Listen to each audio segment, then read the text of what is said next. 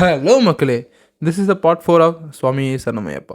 போன வீடியோவில் பூஜைலாம் முடிச்சுட்டு அந்த வீடியோ நான் போட்டிருந்தேன். இந்த வீடியோவில் என்ன பண்ண போகிறோன்னா, தூங்க போகலான்னு சொல்லிட்டு நாங்களும் போனோம். கடைசியில் பார்த்தா ஒரு பாம்பு, என்னடா இது தூங்கிட்டு இருந்தோம், கடைசியில் பார்த்தா ஒரு பாம்பு போயிட்டு இருந்துச்சு.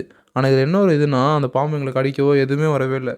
இதில் என்ன ஒரு காட்ஸ் கிரேஸ்னால், தூங்கிட்டு இருக்க இடத்துலேருந்து 10 மீட்டர்லேருந்து அந்த பாம்பு இருந்துச்சு. அந்த பாம்பு பாட்டு வந்துச்சு, அந்த ஹோல்ஸில் அதுவாக போயிடுச்சு. இதுவே வேறு ஒரு பிளேஸாக இருந்தால் அந்த பாம்பு என்ன பண்ணியிருக்கோம், வந்து கடிக்க வந்திருக்கும். இதெல்லாம் எதுவுமே வரல. ஸோ எல்லாமே காட்ஸ் கிரேஸ் தான். எவ்வளோ பேர் தூங்கிட்டு இருக்காங்க நீங்களே பாருங்கள். எல்லாருமே பயப்படாமல் அவங்க பாட்டு தூங்குறாங்க. இதுவே வேறு ஏதாச்சும் அங்கே இங்கே ஐயோ பாம்பு இருக்குது இங்கே நான் தூங்க மாட்டேன் அப்படின்னு சொல்லிட்டு யாருமே எங்கேயுமே நவரவே இல்லை. அது ஆஸ் யூஷுவல் நான் வந்து கிளம்பி போயிட்டேன். எங்கே போகிறேன்னு பார்க்குறீங்க, டோக்கன் எடுக்கணுங்க. அடுத்த நாள் பெரிய பாதையில் போகிறதுக்கு, சபரிமலைக்கு உள்ளே போகிறதுக்கு ஒரு டோக்கன் எடுக்கணும். ஆன்லைன் புக்கிங் பண்ணணும். ஆனால் நான் பண்ணாமல் இருந்துட்டேன். ஸோ இங்கே போய் பார்த்தா கூட்டம் மோதுது.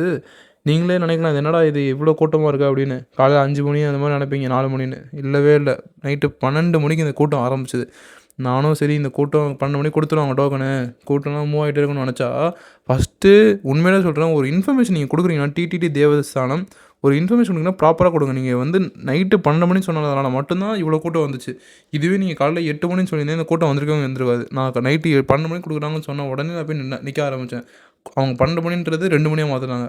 2 மணின்றது காலையில் 6 மணியாக மாற்றினாங்க. காலையில் 6 மணின்றது 8 மணியாக மாற்றினாங்க. அவங்க இஷ்டத்துக்கு டைம் மாற்றுறாங்க. இன்னும் மக்களோட இதை விளையாடிட்டு இருக்கீங்களா? இந்த மாதிரி மட்டும் பண்ணாதீங்க. பாவம் தானே, உங்களை நம்பி தானே இவ்வளோ பேர் வராங்க. சாமி பார்க்க தானே இவ்வளோ பக்தர்களும் வராங்க.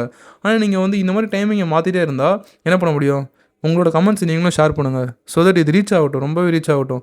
அப்போ தான் அவங்களுக்கும் தெரியும். நெக்ஸ்ட் வீடியோவில் நான் சொல்கிறேன். கண்டினியூ